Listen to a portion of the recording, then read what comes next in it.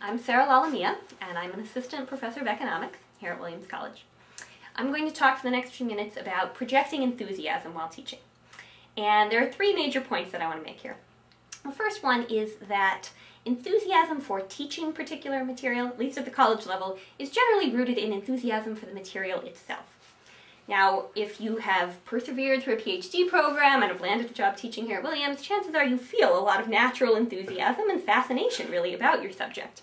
So if you're teaching a small senior seminar in exactly your area of specialization, this enthusiasm is just going to naturally be shared with your students. What about the more realistic situation where you're teaching an intro class or where you're teaching an elective in an area of specialization that is not your own? What can you do to project enthusiasm in these particular situations? So I think it's really helpful, at least for me, to think about two particular points on the spectrum of my own exposure to information. One is the very first time that I was exposed to this material. What is it that hooked me in the first place? And how can I relate that to my students in a way that might hook some of them as well? So I think back to the early days. And then I also think about what is on the frontier of the research agenda right now that is exciting to me. What papers have I read recently that have their foundations in material that we're talking about in this particular class, and how can I include some reference to that in the class?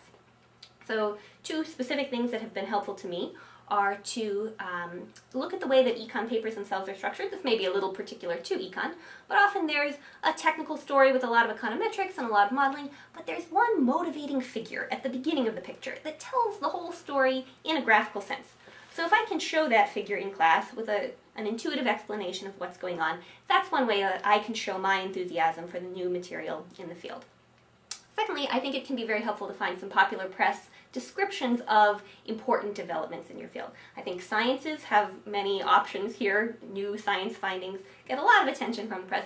Econ findings do as well. So I've successfully, in some cases, incorporated some of those press accounts in to show the students why I really like the field in the first place. My second major point is to emphasize connections between different parts of the material. As a student, this is something that always got me excited about the material. So I do this both over the course of a semester. If I talk about a model that has a later shift to it, it's essentially the same model with a few small changes, I'll say, think back to that earlier model that we talked about. The setup is similar, so we can use some of those implications that we got, and we can apply them here to this different scenario. In some cases, you may be able to make connections between material that you cover in your current course and other things they'll take later in the major, or even things they might be exposed to in other fields as well. One last thing about making connections between material. When I'm teaching classes that involve a substantial research component on the part of the students, I try to lead them to see connections between their projects.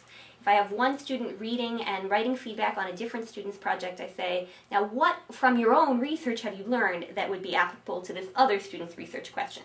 That seems to get them involved in this community of learning in a more active way and to feel enthusiastic about the material. My third point is to use memorable examples.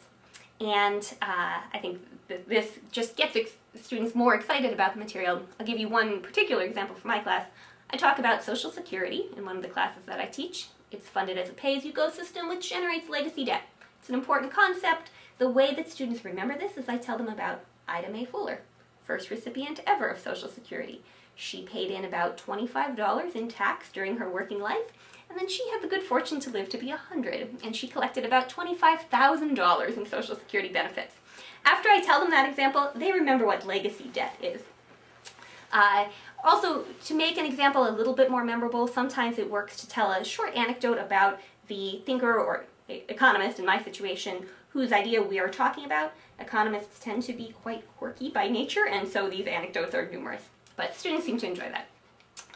So, in conclusion, I think it's really important to project your enthusiasm for the material and to show students why it is that you like this material and got into it in the first place, make connections between different ideas, and use these memorable examples. Finally, I'll say that it's very easy to project enthusiasm when you have an interesting, challenging, fulfilling job. And for me, this job is all of those things, so it's been quite natural.